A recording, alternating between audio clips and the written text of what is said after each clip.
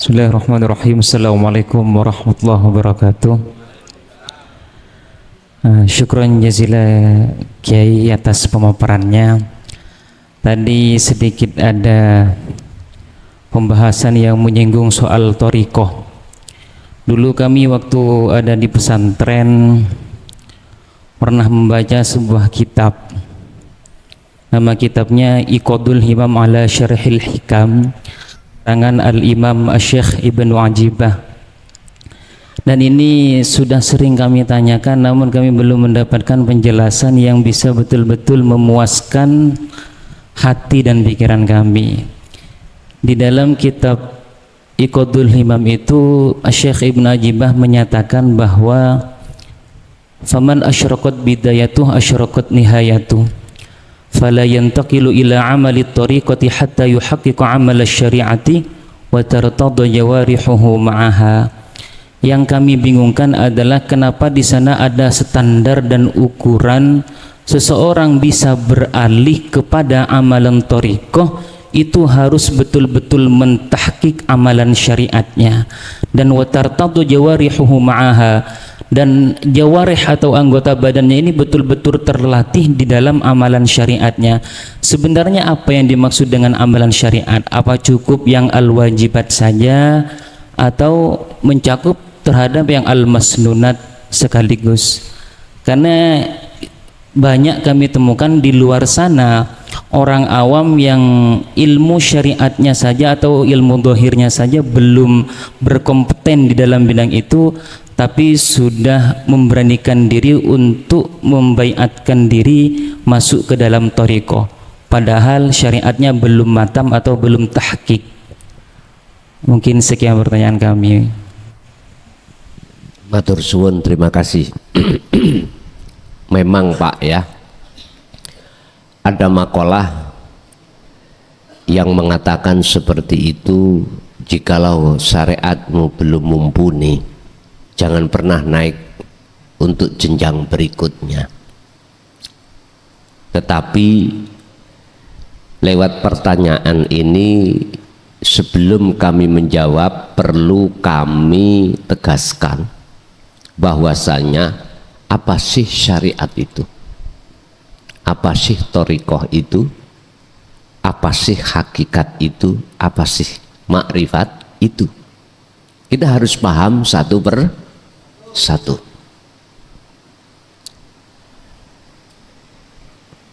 Kalau kami menerjemahkan mudah untuk dipahamkan, saya laksanakan gini, saya umpamakan gini. Syariat adalah sebuah kendaraan, entah kendaraan apa terserah. Thariqah adalah jalan, hakikat adalah tujuan yang ada pada diri jenengan sebelum berjalan tadi. Makrifat adalah nyatane hakikat. Yang jelas thariqah itu ada jalan, artinya sholat ini sebuah jalan untuk Anda bisa bertemu Allah. Harus dikasih tujuan. Nah, tujuan inilah yang kusebut ilmu hakikat. Sebab tatkala jenengan iki sholat tanpa ilmu hakikat, aku tanya, ketemu Allah enggak? Jujur Pak, kami juga jebolan pesantren, tapi bukan berarti saya alim, enggak, saya enggak ngaku itu. Oh, ngaku mondokku itu belakrak kok. Iya.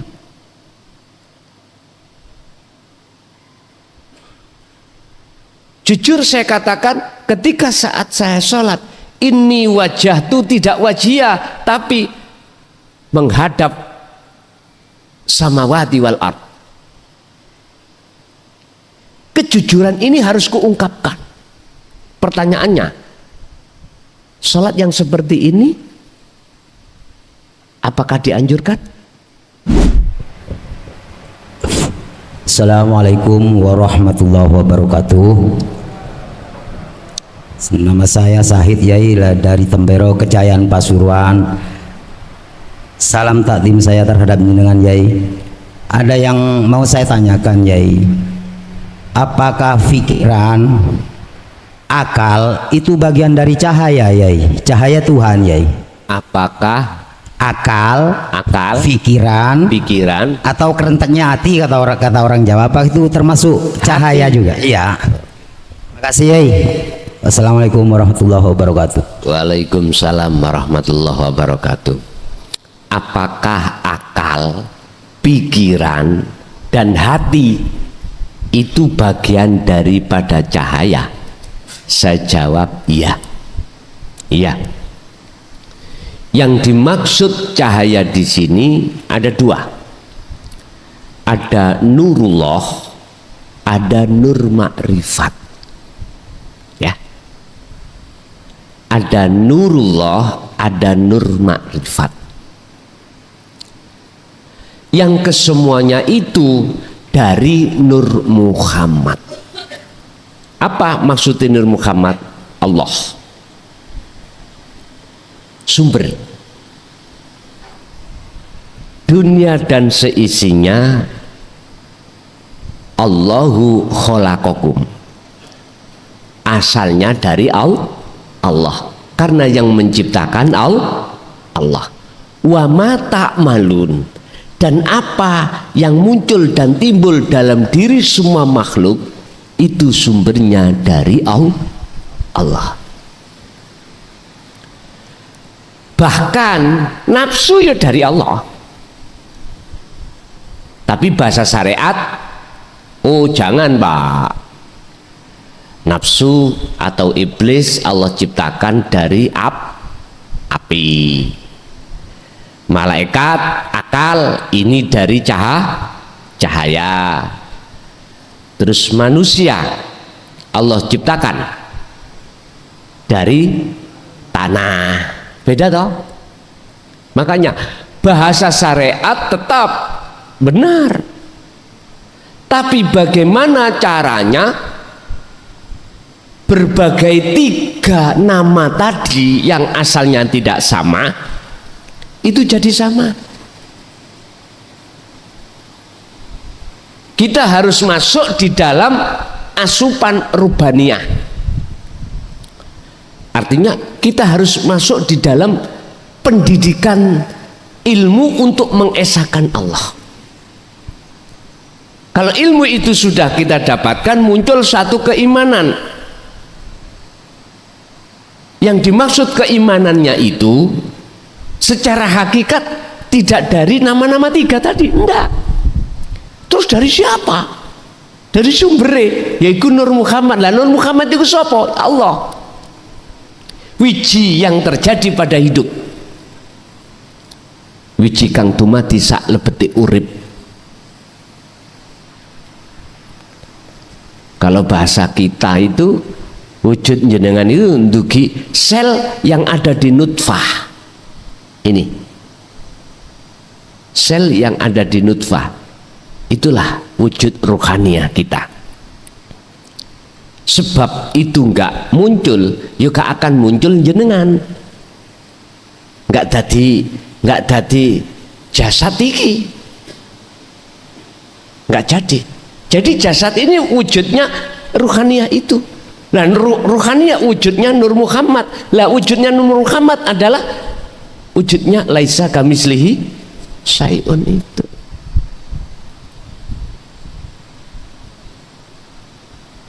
Jadi leres Pak, sudah kata-kata mohon maaf nur atau kata-kata api, kata-kata tanah, ini sudah parkir. Kalau kita cari aslinya, pun nyun sewu, kula niki punya puhung, tahu puhung nggih? Kadang dijadikan dewul, boleh nama dewul, dijadikan geduk ya, atau jemblem, terserah. Tapi semua nama-nama asalnya dugi pohon.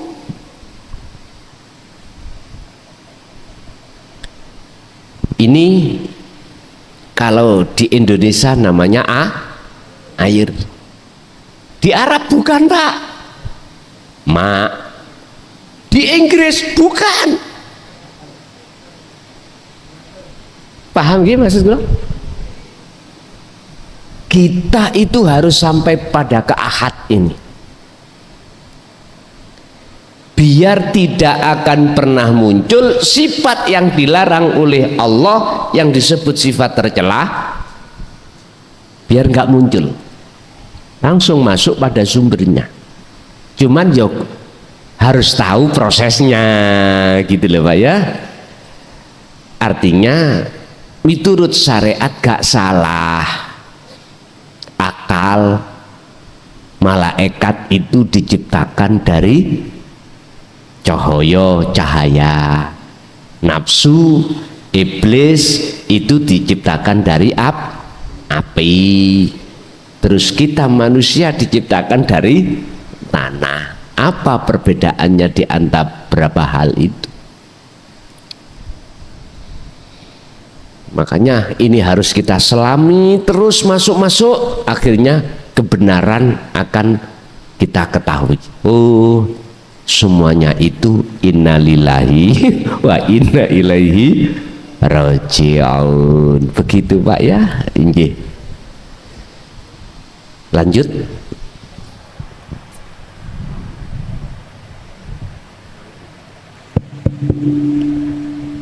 Assalamualaikum warahmatullahi wabarakatuh.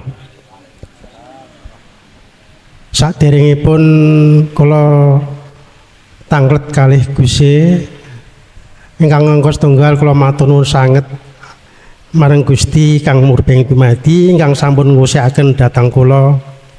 Angka kalih kula matur nuwun sanget ingkang kagungan dalem ingkang sampun masilitasi dhateng para derek. Ingkang angka 3 matur nuwun sanget kalih Gusti ingkang sampun rawuh rumiyini. Kula mungkin dengan bahasa Indonesia Pak. Masalahnya banyak teman-teman ini nggak ngerti bahasa Jawa, bahasa Madura, sepuntene bahasa Indonesia. Nah, kalau bisa bahasa Indonesia. Nggih, sepuntene derek. Maaf nggih. Mangkaten Gus. Niki dalam surat Fatihah kula niki jumbuhing manah ngeten. Dalam surat Fatihah niku ada ayat yang nomor 5 menawi salah mboten ingkang ungelipun iyyaka na'budu wa iyyaka nasta'in. Hanya kepadamu Allah kula nyembah dan hanya kepadamu Allah kula nyuwun tulung. Lah jumbuhing dhateng mana nggih kula pribadi niku sing minta ya sing dimintai, sing dimintai ya sing minta. Lah niki pertanyaane kula, napa kula angsal nyuwun?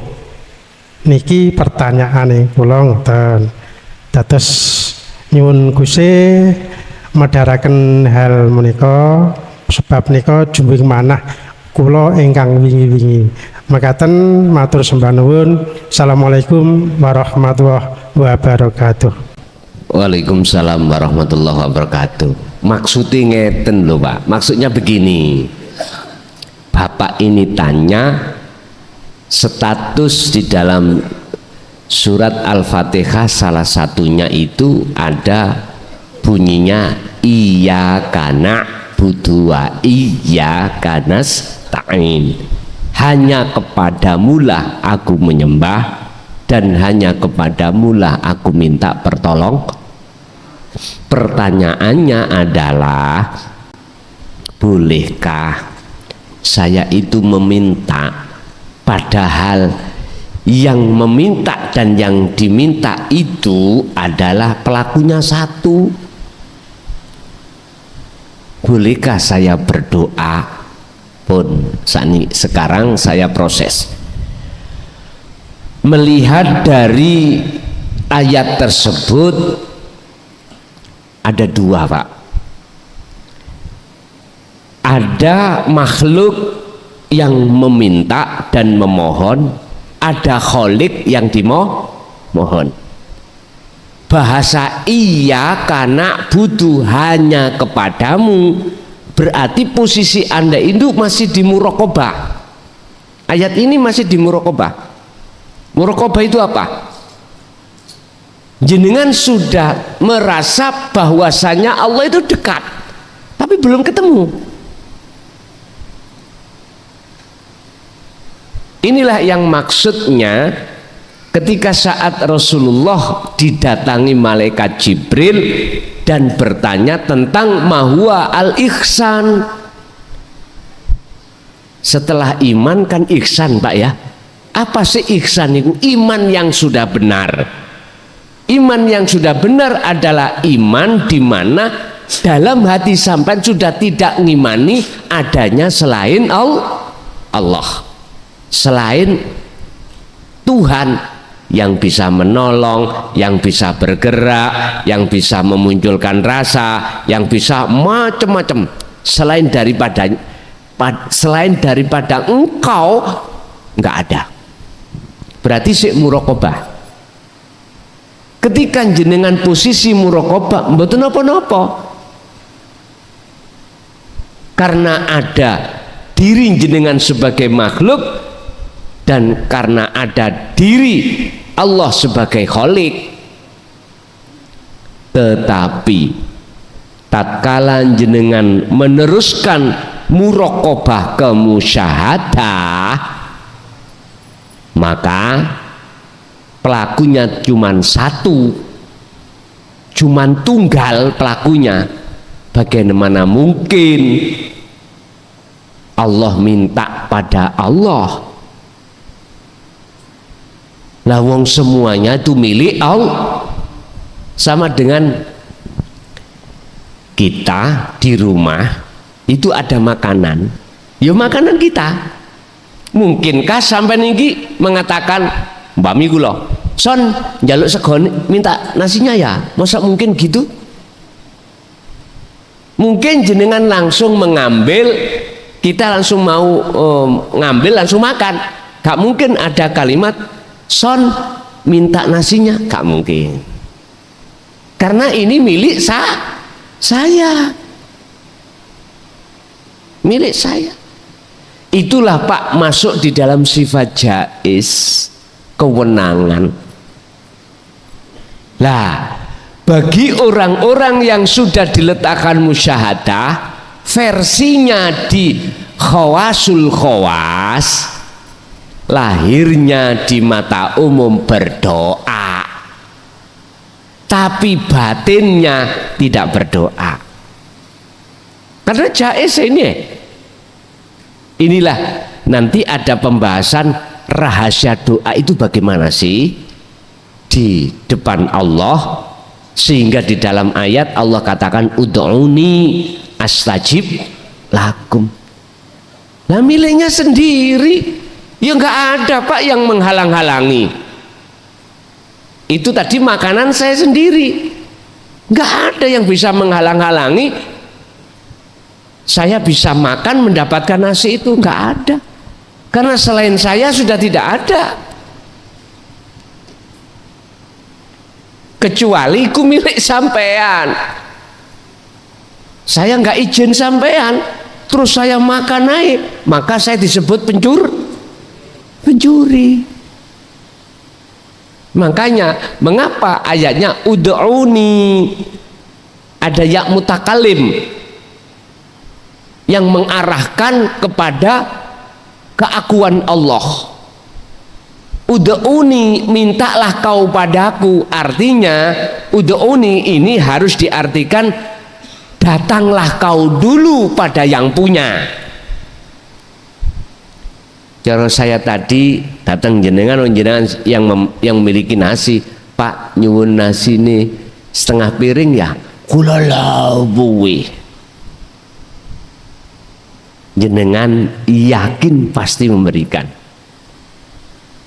karena saya memakai etika sopan,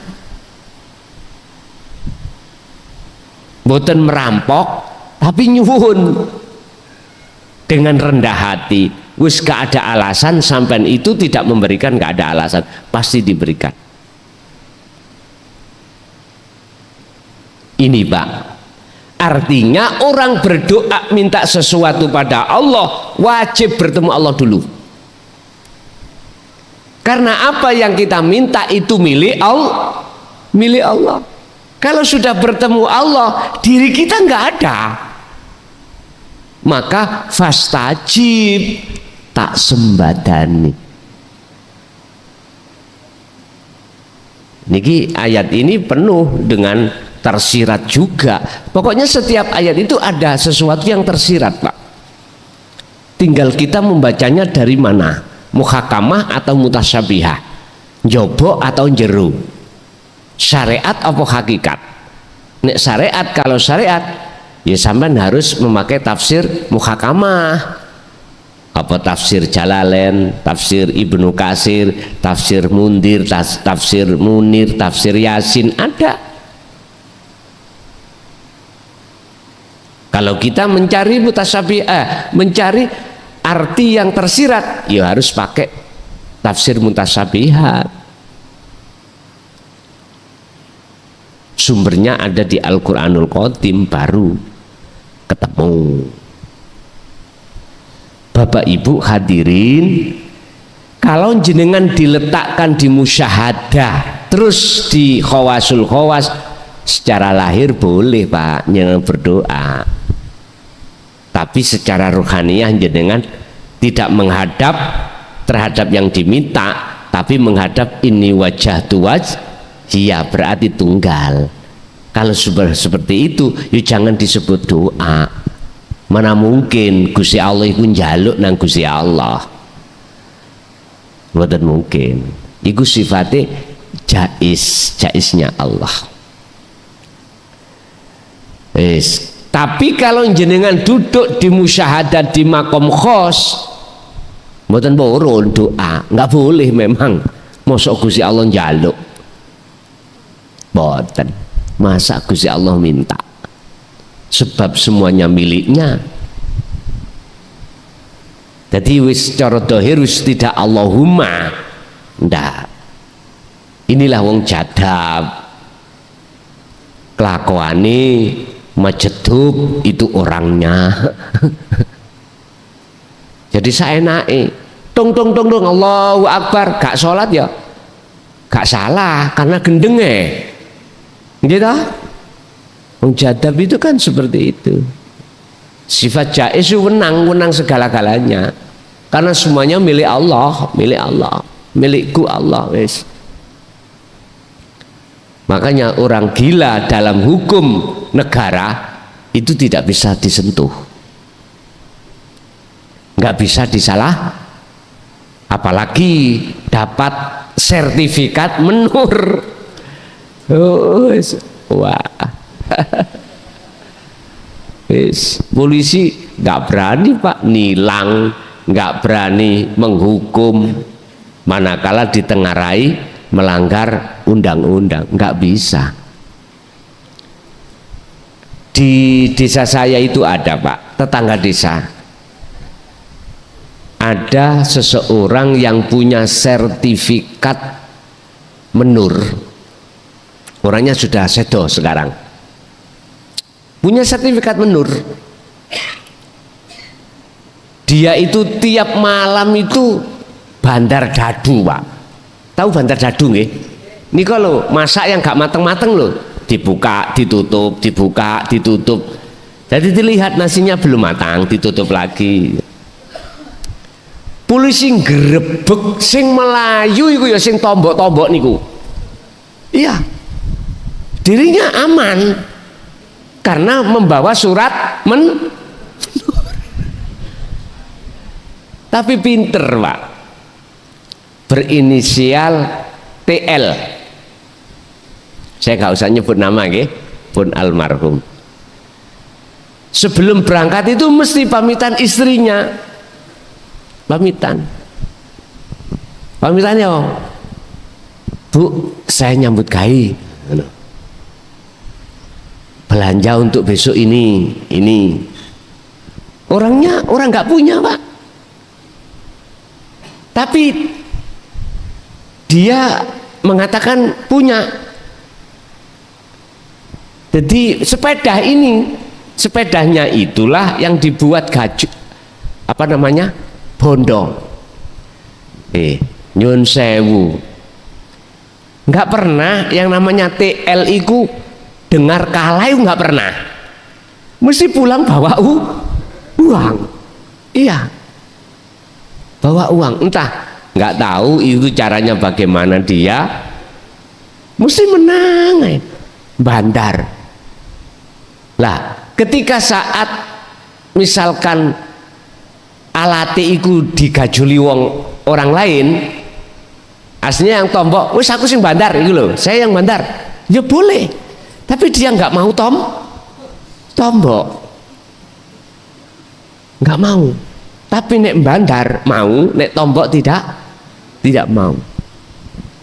Jadi oleh karena dia itu dapat SK dari menur, polisi nggak bisa menangkap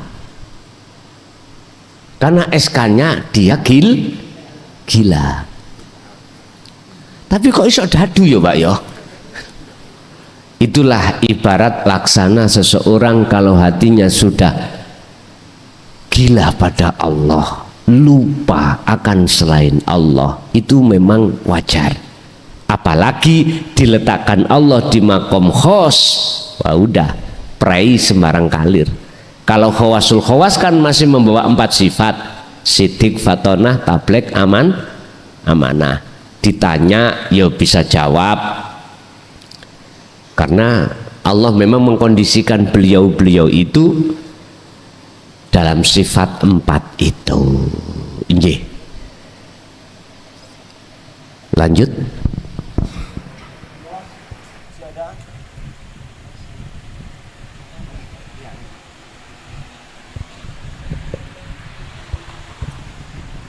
Assalamualaikum warahmatullahi wabarakatuh.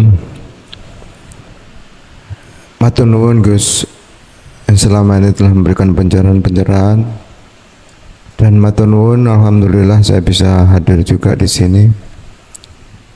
Alhamdulillah, yang saya tanyakan hanya satu Gus. Setelah kita kholwat khusus, setelah kekosongan tadi, yang pertama terasa itu jelek masuk itu, setelah itu nggak lama Gus. Memang keinginan saya memang kepinginnya itu lama gitu, untuk bercinta ataupun bertemu dengan Allah tadi, tapi nggak pernah lama. Yang pertama. Yang kedua, pada saat kita kosong dalam aktivitas apapun seperti kholwat umum gitu ya, yang saya tanyakan, untuk menerima petunjuk itu apakah nantinya itu ada dan bagaimana caranya Gus? Gitu aja. Wassalamualaikum warahmatullahi wabarakatuh. Waalaikumsalam warahmatullahi wabarakatuh. Sayang sedikit, sifat basariyah itu tidak bisa dibunuh, cuman lemahkan. Sayang sedikit, nafsu itu nggak bisa dibunuh, cuman hanya dijinak. Lah matinya nafsu, matinya iblis itu menunggu hari kiamat. Matinya nafsu sudah tidak ada pada diri kita kalau kita sudah mati.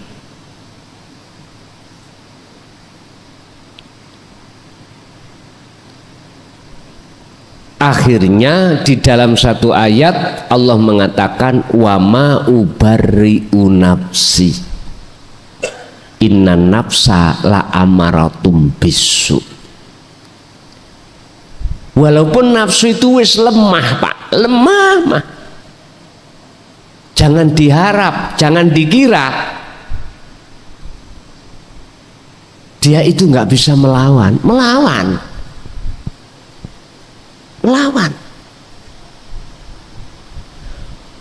Orang yang pernah dimasukkan penjara, ya,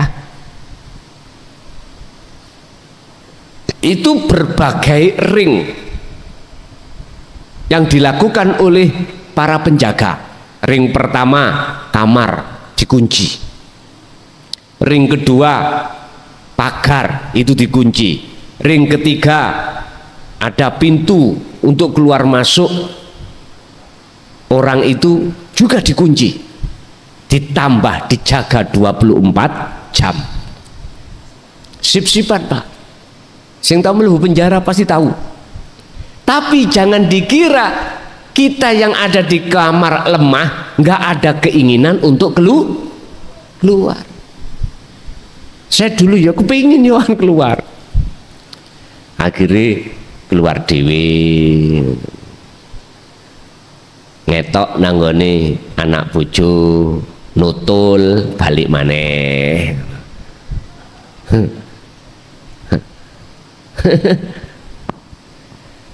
Pak, memang keinginan kita sebagai manusia pengen sing suwi, lah ngoten nggih. Pengen gendaan pengen ketemu Allah lama. Tetapi mengapa kok diterjadikan Allah itu hanya sebentar? Itulah biar terjadi hukum basariah tadi. Yang kedua, Allah punya maksud niku. Punya maksud sendiri. Yang maksud itu kebaikan buat kita. Mengapa nafsu itu tidak dibunuh aja oleh Allah? Padahal mudah bagi Allah untuk membunuh nafsu, mudah. Ternyata liyabluwakum ayyukum ahsanu amala. Inilah sebagai ujian kita di mata Allah, apakah kita masih tetap iyyaka na'budu atau tidak. Hanya itu. Apakah kita masih tetap untuk setia pada Allah atau tidak. Padahal Pak, innallaha ya'lamu ma fis sudur. Kita nggak akan pernah bisa sembunyi dari penglihatan Allah. Sebab Allah itu yo ada pada diri kita sendiri. Bagaimana kita akan sembunyi? Oh, nggak bisa. Lah, terus yang ditanyakan bagaimana di situ nanti supaya jenengan iki tidak sebentar sehingga lama. Tapi ojo sampai ngatur Allah loh ya. Jangan, kita yang diatur. Bon. Ini Rasulullah langsung diajari Allah 24 jam. Wadhkur isma rabbika bukrata wa asila wa minal laili fasjud lahu fasabbihu lailan tawilan. Muhammad dalem dikira awakmu esuk sampai sore, bengi pun yang panjang berarti sore sampai esuk. Lah sing dimaksud ayat di situ al-insan itu zikir yang bagaimana, menyebut asma Allah yang bagaimana yang dimaksud. Ternyata zikir yang menjadikan kesadaran dirimu bahwasanya dirimu itu tiada. Berarti zikir yang mana? Ternyata inilah Pak, proses zikir sirul asror menuju zikir fana'ul zikri. Itulah nafi isbat. Mungkin kita kenal zikir nafi isbat, yaitu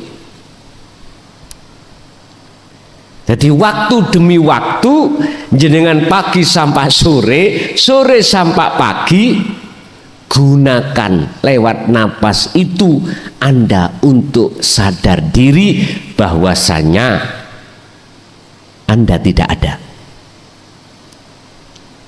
Berarti ya napas itu iya, sebab napas itu walaupun jenengan tidur atau tidak tidur tetap berjalan.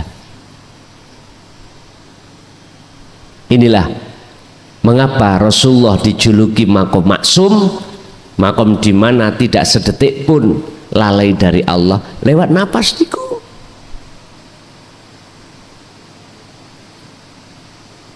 Apa bisa tah jasad kita kerja, jasad kita kelon, jasad kita makan, jasad kita repot, terus hati sambung pada Allah?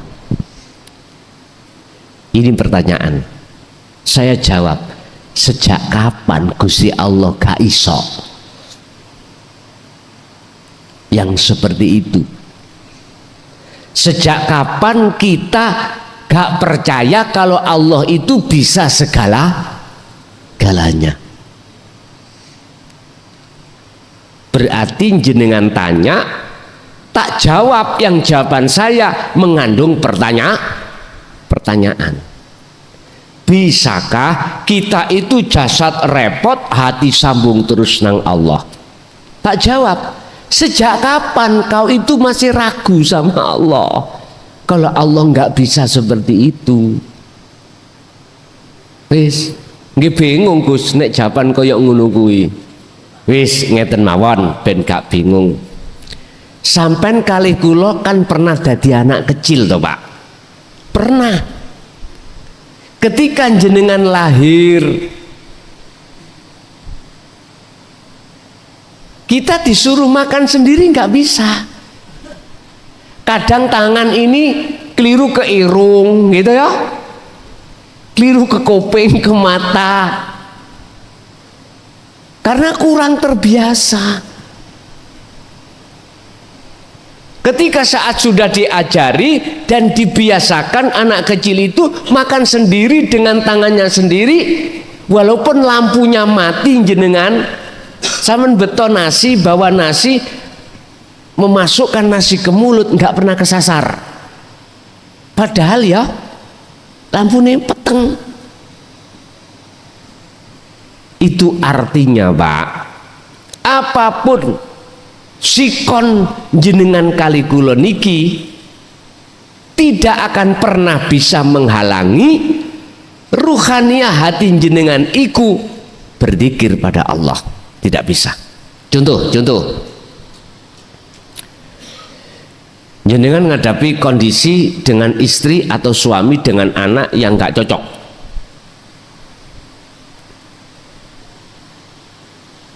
Jenengan bermodalkan yakin bahwasanya ma lakum dzarraw wala naf'an, selain Allah itu tidak wujud. Berarti kalau tidak wujud tidak bisa apa-apa. Lah terus nyatanya istri, anak, suami itu kok bikin pola gawe yang nggak enak.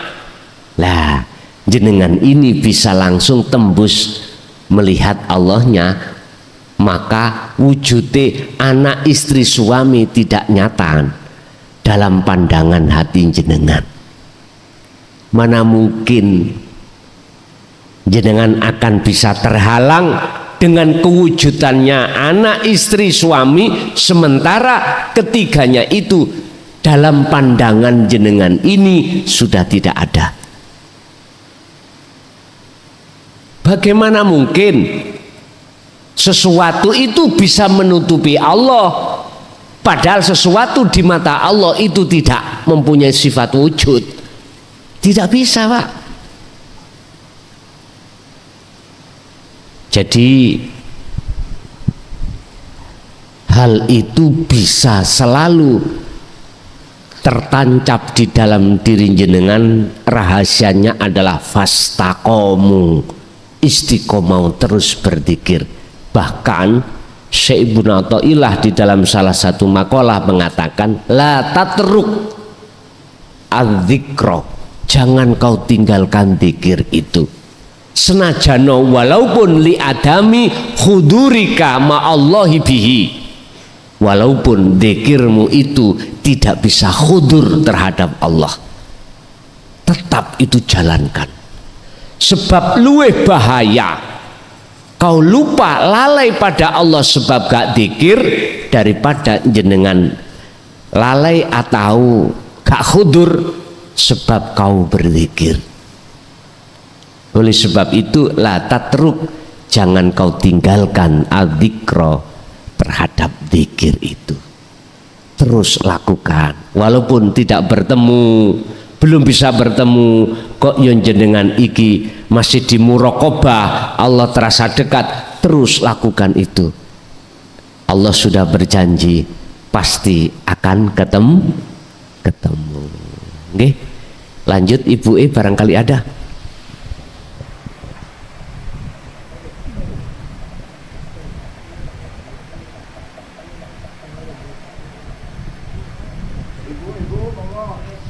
Mboten enten Bu. Lah nek mboten enten kula paring nih Bapak nggih. 2 pertanyaan lagi. Monggo Pak.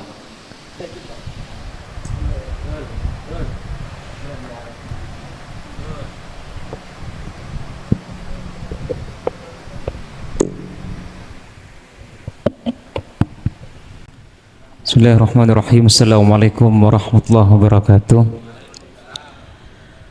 Syukran jazila Kiai atas pemaparannya. Tadi sedikit ada pembahasan yang menyinggung soal thariqah. Dulu kami waktu ada di pesantren pernah membaca sebuah kitab. Nama kitabnya Iqadul Himam ala Syarhil Hikam, tangan Al-Imam Asy-Syaikh Ibnu Ajibah. Dan ini sudah sering kami tanyakan, namun kami belum mendapatkan penjelasan yang bisa betul-betul memuaskan hati dan pikiran kami. Di dalam kitab Iqadul Himam itu Asy-Syaikh Ibnu Ajibah menyatakan bahwa faman asyraqat bidayatuh asyraqat nihayatuh fala yantaqilu ila amali tariqati hatta yuhaqqiqa amal syari'ati wa tartadha jawarihuhu ma'aha. Yang kami bingungkan adalah kenapa di sana ada standar dan ukuran seseorang bisa beralih kepada amalan thariqah itu harus betul-betul mentahqiq amalan syariatnya, dan wa tartadha jawarihuhu ma'aha, dan jawarih atau anggota badannya ini betul-betul terlatih di dalam amalan syariatnya. Sebenarnya apa yang dimaksud dengan amalan syariat? Apa cukup yang al-wajibat saja atau mencakup terhadap yang al-masnunat sekaligus? Karena banyak kami temukan di luar sana orang awam yang ilmu syariatnya saja atau ilmu dohirnya saja belum berkompeten di dalam bidang itu, tapi sudah memberanikan diri untuk membaiatkan diri masuk ke dalam thariqah, padahal syariatnya belum matam atau belum tahqiq. Mungkin sekian pertanyaan kami. Matur suwun, terima kasih. Memang Pak ya, ada makalah yang mengatakan seperti itu, jikalau syariatmu belum mumpuni, jangan pernah naik untuk jenjang berikutnya. Tetapi lewat pertanyaan ini, sebelum kami menjawab, perlu kami tegaskan bahwasanya apa sih syariat itu, apa sih thariqah itu, apa sih hakikat itu, apa sih makrifat itu. Kita harus paham satu per satu.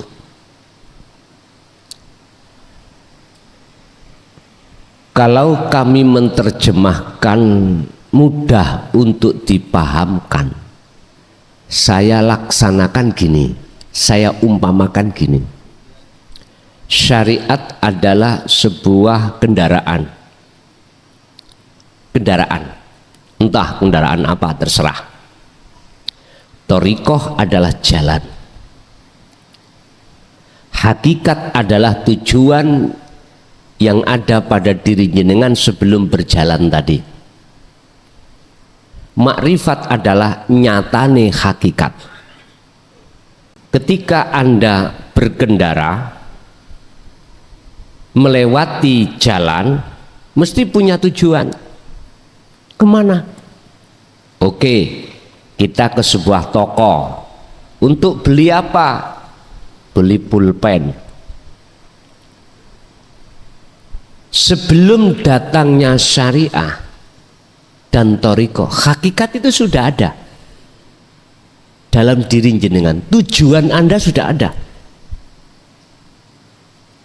Saya ulang, sebelum datangnya syariat dan thariqah, sepeda dan jalan, dalam hati jenengan itu sudah ada tujuan untuk beli pulpen. Lah biar nyata tujuan jenengan berkendaraan. Kalau sudah sampai tujuan, toko apa, katakanlah toko barokah, sepeda sampai bawa masuk ke toko ndak? Jalan itu juga sampai bawa ke toko enggak? Jenengan hanya membawa tujuan, masuk ke toko, kemudian beli pulpen. Kalau sudah dapat pulpennya, berarti itulah nyatanya hakikat disebut ma'rifat. Oke. Bagaimana kita itu bisa sampai pada ma'rifat? Syariah adalah kendaraan. Mana kendaraannya? Kendaraan sampai menuju makrifat syariat iku apa? Sebab ngene, Pak. Nyun sewu, nanti ada penjabaran tentang masalah syariat hakikat itu piye, thariqah hakikat iku piye, hakikat iku bagaimana? Mungkin itu diterangkan di dalam kitab Sirul Asrar karangan Syekh Abdul Qadir Jailani, kalau nggak salah loh ya, dan dalam kitab-kitab yang lain. Tapi yang jelas, kalau kita memandang syariat adalah sebuah ilmu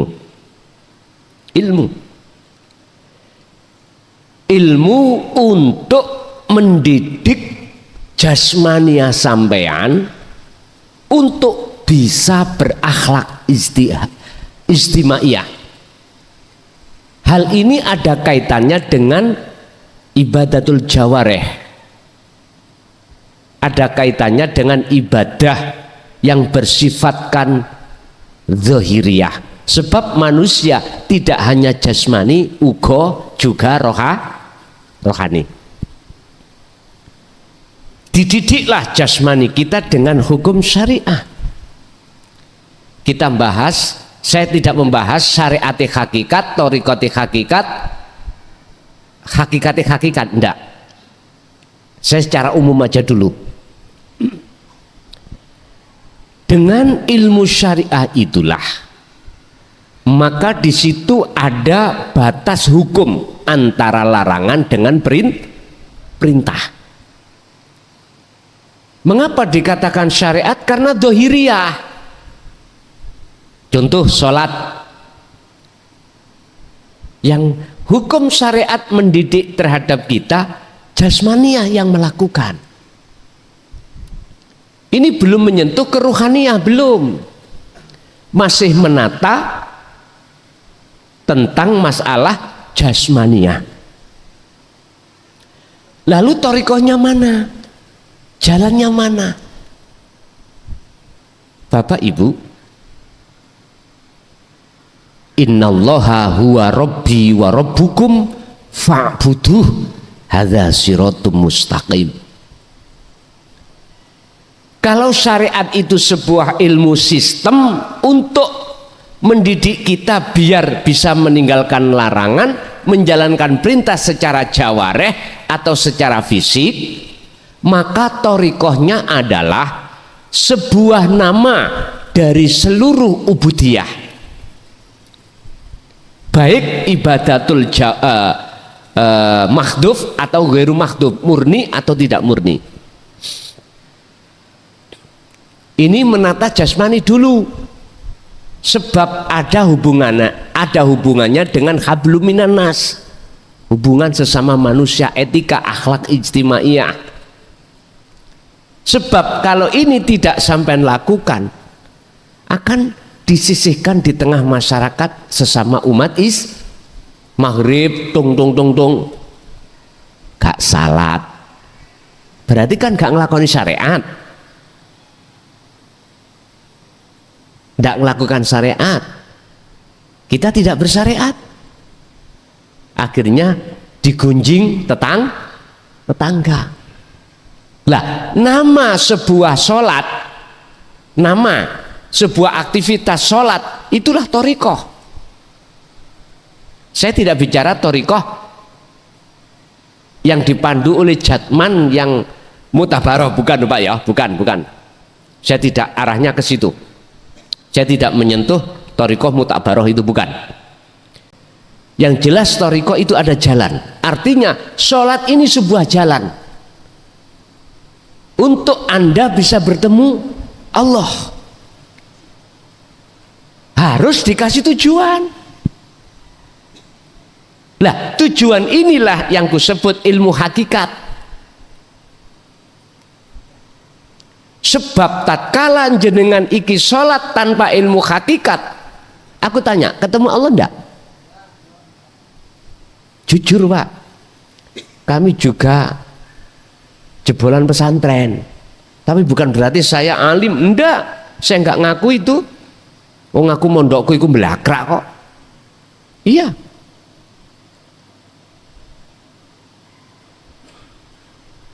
Jujur saya katakan, ketika saat saya sholat, ini wajah itu tidak wajiyah, tapi menghadap samawati wal ard. Kejujuran ini harus kuungkapkan. Pertanyaannya, sholat yang seperti ini apakah dianjurkan? Coba kita buka di dalam surah Al-An'am ayat 79.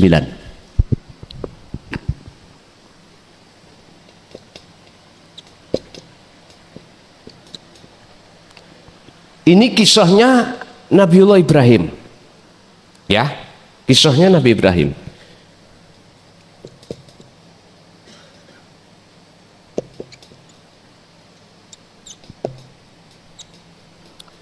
Inni wajjahtu wajhiyah lilladzi fataras samawati wal ard hanifah. Terus di belakang ditutup wama ana minal musyrikin. Artinya gini Pak, jikalau sholat jenengan estu menghadap wajah Allah, berarti marifat toh, karena membawa tujuan. Maka wama ana minal musyrikin, dan saya tidak termasuk golongan orang-orang yang menyekutukan. Gambarane jenengan sholat atine iki gak eling urusan donya. Ini samawat. Sekarang lewat ayat ini saya ambil mafhum mukhalafah. Artinya kebalikan daripada ayat ini.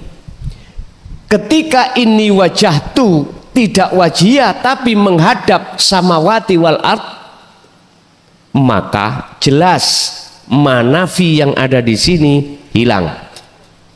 Akhirnya wa ana minal, terima gak terima, fakta seperti itu kita. Mungkin dibuka di dalam surat Al-Baqarah ayat 54. Kisah Nabi Musa diperintahkan Allah di tengah-tengah kaum.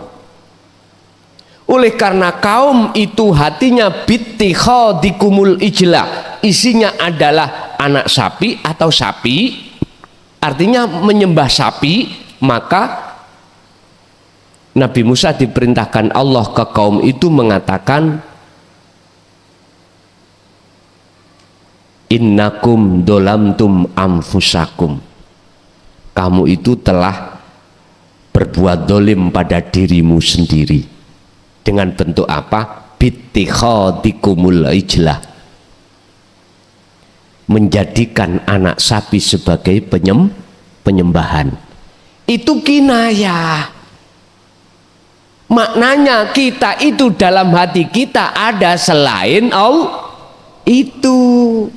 Contohnya saya tadi ada isinya samawati wal ard. Terus lalu bagaimana? Beliau Nabi Musa mengatakan solusinya, jenengan kaum itu dikongkon bertobat dengan cara faktulu anfusakum, matikanlah dirimu, bukan bunuh diri lo ya, mematikan keakuanmu. Ini akan bisa manakala jenengan paham hakikat, paham ilmu hakikat. Sebab gini Pak, mohon maaf, ilmu syariat itu untuk mendidik jasmani supaya jenengan ini melakukan ibadah jawareh, ibadah fisik itu betul. Lah hukum ilmu hakikat atau sering disebut ilmu tasawuf itu untuk mendidik rohani supaya jenengan itu punya akhlak pada Allah, punya akhlak. Dan atau boleh saya artikan, apa fasilitas yang Allah berikan pada kita berupa thariqah jalan, sholat, zakat, puasa, haji, betul-betul bertemu Allah. Ini dari pertanyaan tersebut, apakah kok berani-beraninya dia belum bersyariat kok ya wani-wani masuk ke hakikat? Mohon maaf Pak, saya tidak akan pernah menyalahkan terhadap manusia yang mengikuti proses dari syariat thariqat hakikat makrifat, dan saya pun tidak akan menyalahkan mereka yang syariatnya tipis langsung melebu hakikat, karena saya sibuk memandang semua karena Allah. Hanya itu. Jadi perlu digarisbawahi, saya tidak akan pernah menyalahkan inisiatif atau ide sistem orang lain yang sistem itu berbeda beda. Mungkin ya, kados jenengan ini masanya sudah tidak seperti waktu jenengan umur 15 tahun. Jenengan sudah melampaui umur 40, 50, 60. Masa sih aku kate mencari setebal apapun syariatku, misalnya nggih. Terus aku tanya, cukup syariat ilmuku sampai kemana? Dikatakan cukup dan diperbolehkan untuk masuk di dalam thariqah hakikat. Bisa menjawab jenengan? Sampai sekarang saya nggak bisa menjawab. Batas saya itu cukup syariate dan boleh untuk ning thariqah hakikat makrifat. Sebetulnya thariqah jalan ini sudah sejak kecil Pak, kita itu berthariqah. Saya tidak bicara thariqah mutabaroh loh ya. Sebab saya tanya, Rasulullah thariqah ya Pak?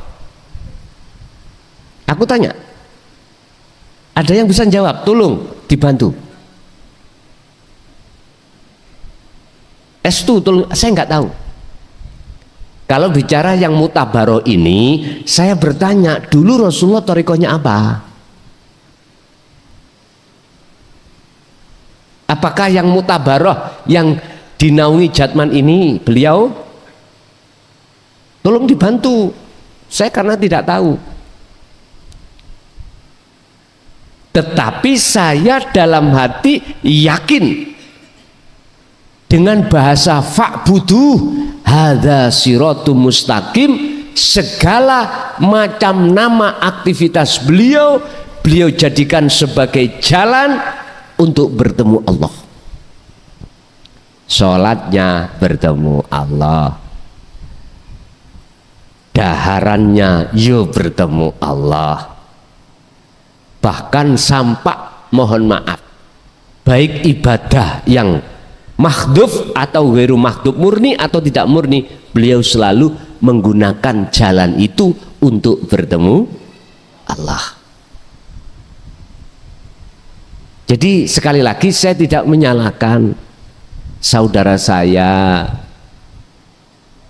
yang sibuk untuk menebalkan syariatnya terus masuk dalam thariqah mutabarok, monggo, itu haknya sendiri. Dan saya pun tidak akan pernah menyalahkan. Bagi jenengan, mohon maaf, yang tidak menebalkan syariat terus gak masuk thariqah mutabaroh, tapi jenengan iki meyakini semua apa aktivitas yang diterjadikan Allah jenengan jadikan sebagai jalan untuk bertemu Allah. Tapi harus ada wasilahnya, Pak. Apa penyambungnya? Adalah zikir. Hanya itu. Ringkes tak? Terus bagi saudaraku yang sibuk menebalkan hukum syariat terus lali tentang hukum hakikat, mohon maaf, umur jenengan kantun pinten? Kan kita nggak tahu, Pak, nggak tahu. Sebab bagaimana maksud Allah dalam satu ayat Al-Isra ayat 27, 72, ayat 72. Tolong dibuka. Al-Isra 72. Allah katakan, "Mangkana fi hadhihi a'ma fahuwa fil akhirati a'ma wa adallu sabila." Barang siapa saat di dunia hatinya masih buta pada Allah, terus meninggal di akhirat pun juga buta, wa adallu sabila. Tolong iki yo dingen-ngen. Saya tidak mencari kebenaran, tidak membenarkan diri, enggak. Tadi sudah saya katakan, saya hormati segala saudara saya yang eksis terus dalam syariat, moh hakikat, monggo. Karena beberapa makalah sehingga beliau-beliau tidak berani untuk ke hakikat. Saya juga tidak menyalahkan bagi saudara saya syariate ora pate ono tapi wis wani masuk ning hakikat. Saya enggak berani menyalahkan. Mungkin dalam pertimbangan jenengan secara ruhaniyah umur tinggal sedilut, belum ketemu Allah, belum mengenal Allah, akhirnya dia lebih mengementingkan ibadah yang bersifatkan kolbiyah, ruhaniyah ini. Hafidhu ala sholawah wassolatil wusta wa qumu lillahi qanitin ay khashiin. Setahu saya, Pak, ning Quran iku nek bahas salat wajib khusyuk. Khusyuk iku harus bertemu Allah. Setahu saya loh. Makanya saya cowari ayat per ayat ketika membahas sholat enggak pernah memakai kalimah fa'ala, mesti memakai kalimah koma, walaupun wazannya ikut wazan fa'ala, koma asluhu qawama ala waznin fa'ala. Ada apa dengan koma? Kalau boleh saya katakan, nek fa'ala adalah perilaku secara jasmani, nek koma tidak hanya jasmani tapi rohani. Mungkin ada makalah juga di dalam hikam, husnul a'mali nataiju husnil akhwal min qalbin zahidin. Baguse laku dohir fisik iki ditentukan baguse laku keadaan rohaniyah jenengan. Ruhaniyah jenengan kali kula keadaannya ada dua, min qalbin zahidin au min qalbin rohibin, condong pada Allah atau condong pada selain Allah. Hanya itu. Nek sumbre ati ku condong pada Allah, maka mesti salate khusyuk. Nek hati condongnya pada selain Allah, mesti salate ya ngono kuwi. Loh, kejujuran ku akui, Pak. Enggak bisa. saya itu mendapatkan kekhusyuan sholat ketika saat saya, mohon maaf, bergelut dengan syariat saja, sedangkan hakikat saya abaikan. Bagaimana mungkin saya membawa sepeda dan jalan itu tapi tidak membawa tujuan? Itu disebut apa? Saya bawa sepeda ke jalan, muter-muter, ditanya, "Son, tujuanmu kemana?" "Mbo." Itu apa? Ya mungkin bahasa kula, aku melakrak. Nanten. Mesti harusnya ada tujuan. Syariat adalah tumpaan ilmu untuk jasmani. Thariqah adalah sebuah jalan yang telah Allah berikan berupa nama-nama seluruh aktivitas yang disebut ibadah. Apakah ibadah mahdhuf, murni atau tidak murni? Murni contoh sholat, zakat, puasa, haji, baca Quran, murni. Pertanyaannya, apakah ketika ibadah murni itu betul-betul kita bertemu Allah atau malah bertemu makhluk? Ini semuanya yang jawab diri kita masing-masing. Hakikat adalah tujuan. Tujuan ini ada maksud daripada sebuah ilmu. Yastami'unal qaula wa yattabi'una ahsanahu. Ini ketika kami mendengarkan, lalu saya beriman, lalu saya mengamalkan, maka sampailah tujuan saya. Nyatanya tujuan adalah, nyatanya hakikat adalah makrifat, bertemu Allah. Kalau sudah bertemu Allah, bukan maksudnya sirroh hamba iki sok bertemu Allah, ndak. Kefanaan selain Allah dalam diri kita, maka yang nyata adalah Allah. Itulah namanya bertemu, itulah namanya makrifat. Bingung maneh ya. Mungkin ada di dalam keterangan hikam itu tentang makrifat itu ngeten, Pak. La ibsorun wa mubsorun wa basorun. Enggak ada yang melihat, enggak ada yang dilihat, enggak ada mata untuk melihat. Yang ada apa? Nama-nama sudah fana itu. Gini ki. Manusia terbatas, akalnya terbatas. Nggak bisa masuk ke situ. Makanya harus dengan iman. Kalau iman bisa masuk. Jadi Pak, saya setuju dengan makalah yang panjenengan sampaikan tadi. Itu bagi kita yang waktunya masih panjang, boleh, dan itu lebih baik.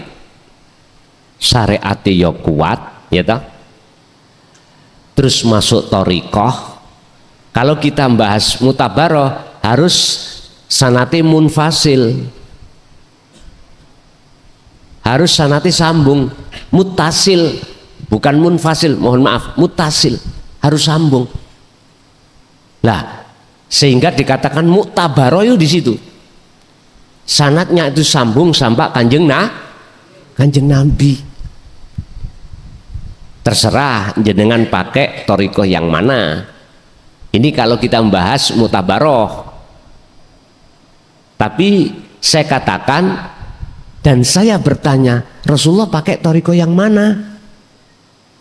Selama ini kami belum pernah ada jawaban yang menguatkan Rasulullah thariqah A, B, C, Z yang dalam mutabaroh. Belum, sampai detik ini belum ada jawaban. Cuman di dalam jawaban hati saya, seluruh aktivitas yang diterjadikan Allah pada beliau itu dijadikan beliau sebagai fasilitas atau sebagai jalan untuk pertemuan beliau terhadap Allah. Namanya makalah, siapapun boleh bermakalah, ya toh. Makalah itu pendapat. Siapapun punya hak untuk berpendapat, siapapun. Cuman makalah ini bisa diterima apa enggak. Lah saya sendiri nggak butuh bah kok terima bah, nggak butuh itu saya. Karena sifat saya tentang fafirru ilallah adalah inni lakum minhu nadhirum mubin. Misalnya itu aku. Nggak ada urusan. Setiap makolahku itu harus ada yang mau terima atau tidak, itu bukan urusan saya. Bukan urusan saya. Bukan urusan saya. Dan saya bukan ngurusin jenengan harus mengikuti ajaran ini atau makolahku. Enggak. La ikraha fiddin qad tabayyana rusdu minal ghayy. Enggak ada paksaan bagi panjenengan beriman atau tidak, itu hak jenengan. Saya statusnya hanya menyampaikan saja. Urusan percaya gak percaya itu tergantung umat masing-masing. Rasulullah pernah ditegur Allah, Muhammad, jangan pernah kau memaksa terhadap umatmu untuk beriman seperti kamu. Kamu hanya, sifat kamu hanya menyampaikan aja.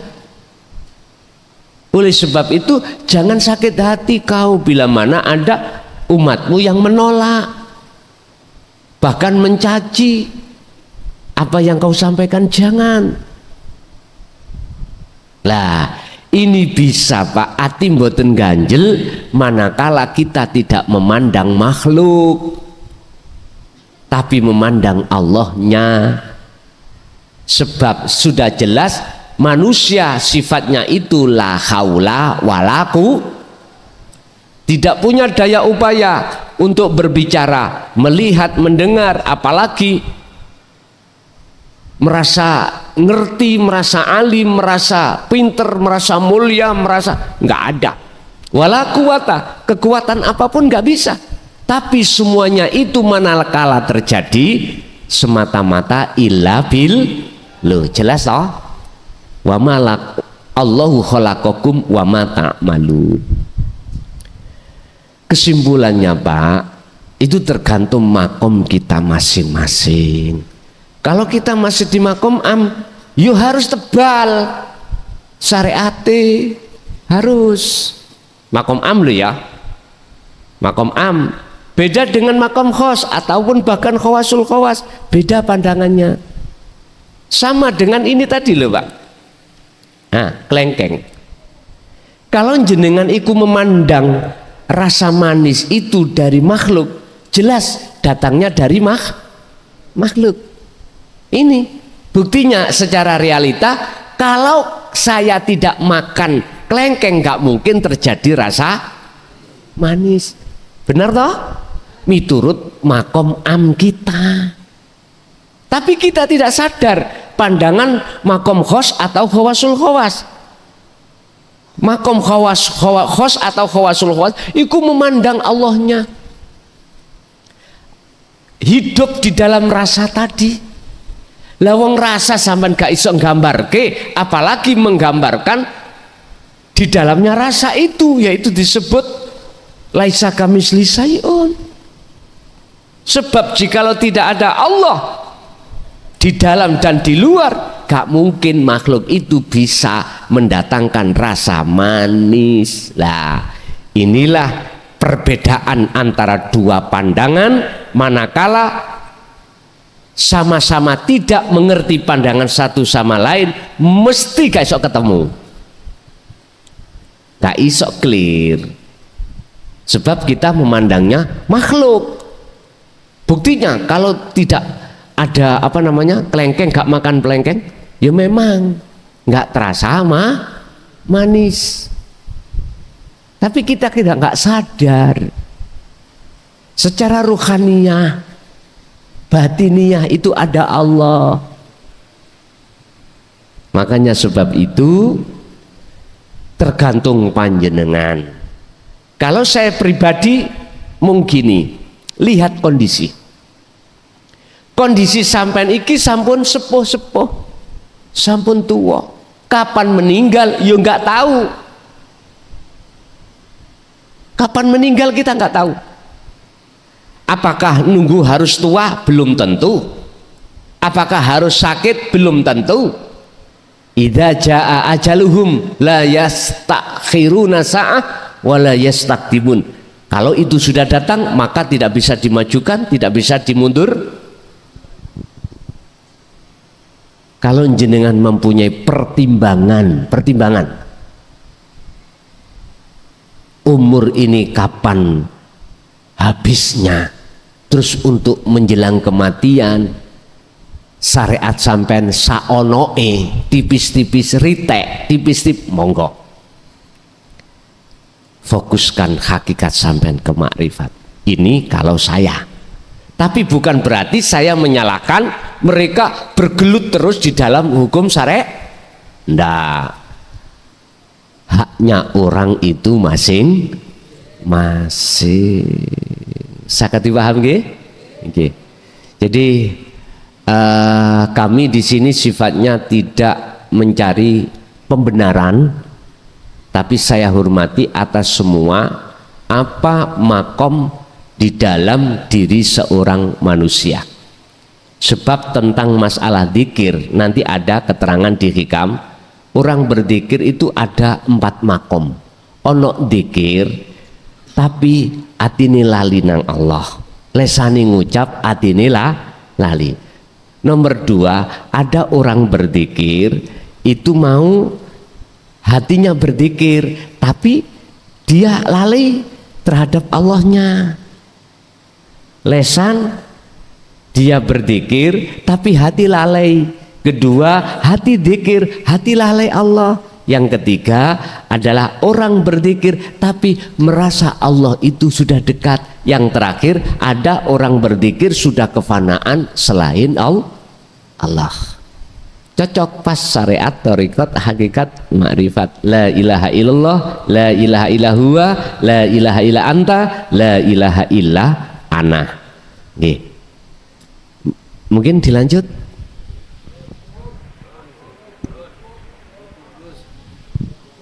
Sampun cekap nggih. Nggih, Bapak Ibu hadirin jamaah rahimakumullah, itu apa yang telah diberikan Allah beberapa ilmu pengetahuan. Barangkali di situ ada satu kalimat saya misalkan yang kurang berkenan di hati jenengan, saya minta maaf yang sebesar-besarnya, dan mudah-mudahan ilmu itu tadi bisa memanfaati terhadap kita dan anak putu kita ila yaumil qiyamah. Lahumul Fatihah.